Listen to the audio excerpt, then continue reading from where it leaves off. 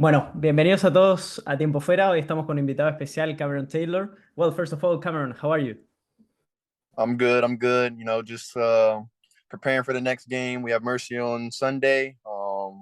Just kind of going through practices and making sure we're prepared for the game on Sunday. That game is tough. I know Murcia has a lot of talent. I spoke to some Murcia players and they have a really good team this year. Man, yeah, they just came off a tough win versus Strasbourg in Champions League. They got a couple key wins in the ACB. But honestly, I don't think there's any easy team in ACB. So Yeah, like yeah, every game is going to be a tough one. yeah. This year is crazy. Personally, I believe that the ACB is currently the second best league in the world. First is obviously the NBA, but second the ACB this year. It's absolutely crazy. And a team like Girona, in my opinion, that had all the expectations, to win a lot of games this season. Mhm. Currently, it's 1-4. That is not a great start, but it's still a long way. What do you expect this season to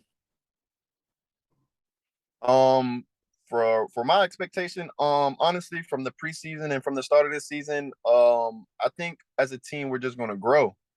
There's a lot of guys that are hungry to show who they are. We have Mark, had a lot of Yeah. experience. We have Kino Cologne, who has a lot of experience. And then the young guys that are under them, under me, are just looking to learn and looking to grow.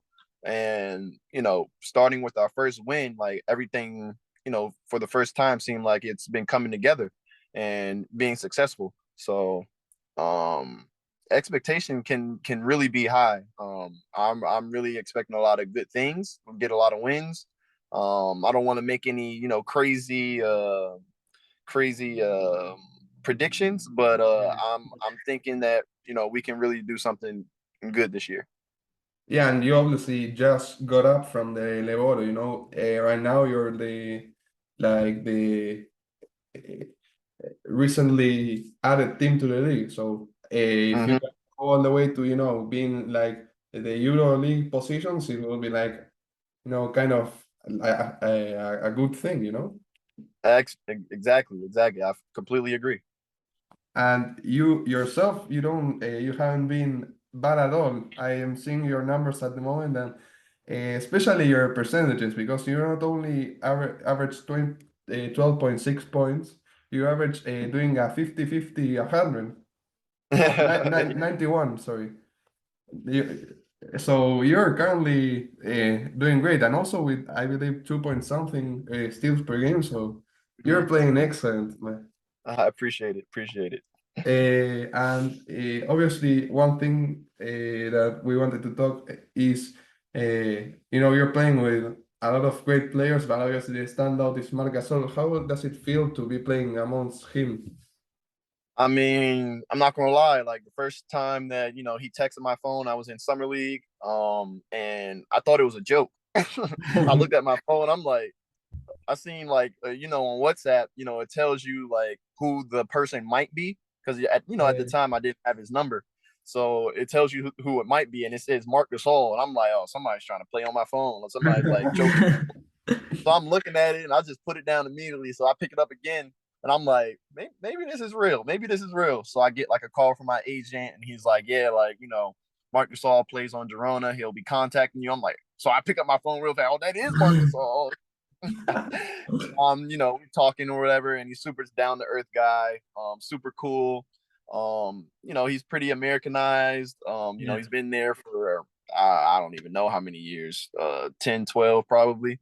And he's had such a crazy career, so the experience is just unbelievable. So playing with him, just like, I don't know, it's just so easy. He's a great passer, he's a great post player. Yeah. He knows everybody should be, he knows where everybody's going to be. So I think playing with him alone, just like, I should credit him a lot to my percentages and my numbers. Yeah. And well, talking about the summer league that you mentioned, how about that experience? Oh, the experience was crazy. Like, so I'm staying in a hotel, and I've never really had any NBA experience before that. Yeah, The only thing that I've kind of experienced through the NBA is like one of my best friends. He named Jeremy Grant. He plays with the Trailblazers. yeah, I hang Kind of know with him. him. Yeah. So that's my best friends, and like I hang around him in the summer like all the time. But I don't really make that connection that he's an yeah, NBA player. He's just my friend. So going to the summer league was definitely like my first experience. So I'm staying in the Wynn Hotel, and like I'm yeah. coming downstairs and I'm seeing Adam Silver and Steve Nash, Jason Tatum, and so I want to go out to eat. I'm sitting at a restaurant and I'm looking to my left. I see Ime Udoka sitting at a table with Ben Simmons. I'm like, whoa, this is real life. Like touching the summer league floor and seeing that it says NBA Summer League on half court for the first time, and just knowing that I'm gonna be playing out there with in front of all those guys. I think our first game was against the Lakers, and LeBron and Russ were sitting in the crowd. Yeah. Yeah, it was an experience. It was a great experience. I'm very happy and blessed to have it. Great. And another thing that we usually like to ask, because it's very interesting to us, is how did you get involved with the world of basketball? Who introduced you to the world, or what? I kind of give that credit to my mom. At a very young age, she put the little baby Fisher Price courts. She gave Yeah, me a little of those little rubber balls and just had me like shooting in the basket. And I guess then is when I got really addicted to the game. But she was always adamant about putting me into a lot of sports, and just Yeah. keeping me active. Long story short, I played a lot of sports, but ended up narrowing it down to basketball, and just kind of stuck with it the whole way. Perfect. And at what age you start playing? Probably around 4 or 5 years old. Ah, yeah. damn, Hmm. pretty young. I think you're the of Youngest. the ones that we interviewed, Yep. the one that started at the youngest age. Yeah. Uh, and obviously, you were talking about sports, and this is off our script kind of. But Uh-huh. we noticed that you were at a Barca game yesterday. I know they lost. But what was that experience? To be in a Champions League game. Man, to first off, just to walk inside the Barcelona arena was insane. Like before, I didn't know that it's like the biggest soccer stadium in Europe. Yeah. Like Yeah, I was kind of looking it up and found out it's the biggest soccer stadium in Europe, and it was completely insane. Like when the guys were making chants, like the cheering section, the fans were making chants. Like it was such a delay on the other side because the stadium is so big. Like once they would say something, like the other side would like it would come like 5 seconds later because they can barely hear, only the echo. It was crazy. The only thing that would probably have made it better is if Barcelona would have scored. I would have Yeah. loved yeah. I would have loved to see the stadium like erupt and cheer and go Yeah. crazy. It was a fantastic experience. I loved it. Perfect. Welcome to, well, we say it's called soccer, but I know you're American, so Yeah.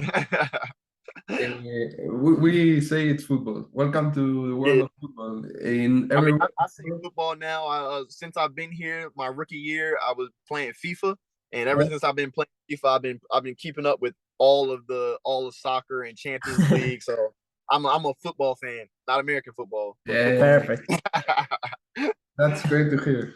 Uh, And can you tell us like a little bit of your? We also know that you've been in D1 division in the USA in Seton Hill Uh-huh. region, if I'm correct. Hmm. How about that? I know, but all the young players want to achieve that goal. Hmm. So actually, I was in D2 university. Seton Hill's a D2, and college is a one of a kind experience. Like I always tell all the young guys, like in Europe, that I see, like if you have the opportunity to go to college, like go. Like not just because of the Yeah. opportunity for basketball, but the friends that you make, the joy that it brings. Like college is some of the best years of my life, and I'm pretty sure if you ask a bunch of other guys, it's some of the best years of their life. So, just minus basketball and outside of basketball, creating camaraderie with the teachers and the other students and creating relationships for a lifetime. I don't know. I can't compare it to anything else. That's incredible. Yeah. We actually talk with a lot of college players, and they also have great times. We talk to all levels of college. There are some players that are in their fifth year, and there are players that are in their first year, and they are different points of view. Some of them, all of them are excited, but in different ways. Yeah, I don't think you realize how good college is until you leave. So when they leave, I think you'll have a different view of it. Well, and another thing that we wanted to ask is, you still have a long way to go. I'm not saying that you have to retire now, and but what is one thing that you want to accomplish before you retire? Honestly, a championship would be great.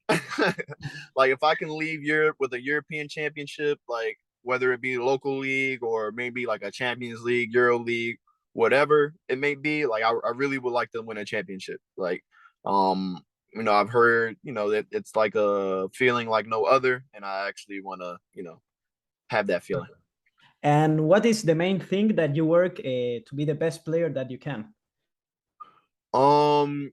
Honestly, for me, I just remain disciplined. I'm not going to say that I'm the most skilled and most, the best shooter or, the best ball handler, but I work on all of those things every day. And as long as I stay disciplined or my work ethic stays high, I feel like, I can continue to get better and continue to get better in all the areas. And also, one thing that we noticed is that you played in Germany, Hungary, France, Israel, and now Spain. How has been the journey? No, the overseas basketball experience, Well, every country has its like different pluses and minuses. I think I'm not gonna lie, out of all the countries I've been to, Spain is probably my favorite. Just because of the many nice cities and the professionalism. Sometimes in Germany and France, when you're traveling, the hotels aren't as nice. But in Spain, I haven't really been to like, a bad hotel where I'm like, I don't want to be here. The weather is great. The people are nice. I have a background in Spanish, so it's easy to pick up the language. I'm still learning now. Yeah, I think Spain is probably my favorite. Next to that probably be Tel Aviv. Yeah. Tel Aviv was, and then Germany, then France. But through the course of everything, like I think every stop taught me something different, basketball wise, but through every stop that I had, I made great relationships with teammates, coaches that I'll probably be talking to the rest of my life, honestly. Perfect. We also know that now in Girona you use number 5, if I'm correct, and all your career you use number 7. Yeah. Is there a reason you wear those numbers? So funny story. So I actually been number 5 because my birthday is October 5th. Perfect. So I always wear 5. In college, I was wearing it. My rookie year, I couldn't wear 5, so I was like, all right, since you don't have 5, just give me 6. So for about 2 years, I was wearing 6, and then I went to I moved up to Würzburg. My first German my first BBL team in Germany. And they asked me what number I wanted, and they asked me if I wanted 6. So I mean, they asked me if I asked them if they had 6, and they were like, "Nah, we don't have 6." So I was like, "All right, just give me 7." So after 7, wore basically the rest of my career this year. Paul Figueres, he already had 7. So I was like, I have a big decision to make. Do I want to go to 8 or do I want to go back to 5? So I actually chose going back to 5 because that's the number I actually started my basketball journey with. Perfect. Great. And now, well, moving on to the second section, there are 2 more sections, but they are much, much shorter. The second section is one in which the previous player we interviewed left a question for you. In this case, it's Tomislav Buljev. He tried to tell me how to pronounce his last name, but I swear it's impossible. Now, if you're hearing this, I'm terribly sorry, but I can't. And he asked you, what do you eat before a game? What do I eat? So usually I'll try to eat something like salmon or pasta, just to get the energy. I was told by all of my trainers that pasta is probably the best thing that you can eat. I try to stay away from anything greasy. But yeah, probably mostly either pasta or fish. And do you have a question you want to leave for our next guest? If you want 10, we can give it to you. Let's see. That's a good question. Well, the question I want to leave for my next guest. How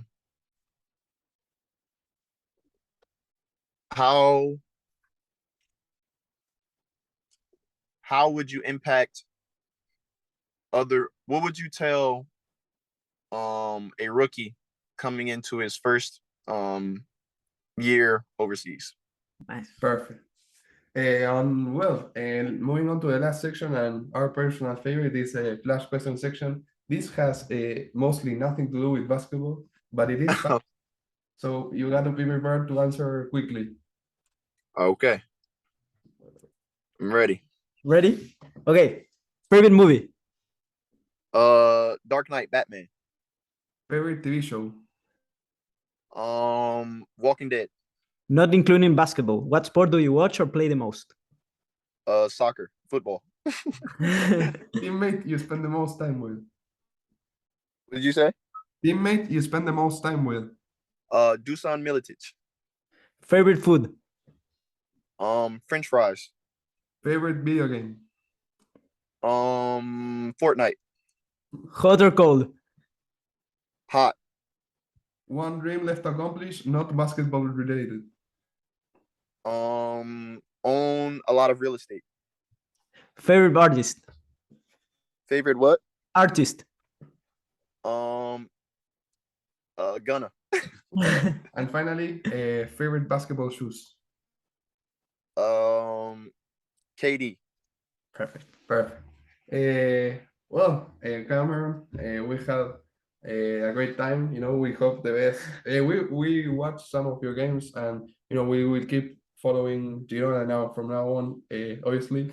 And we wish you the best this season, and we'll keep in touch to give you the status of the interview.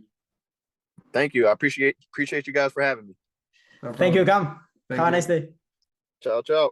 Ciao.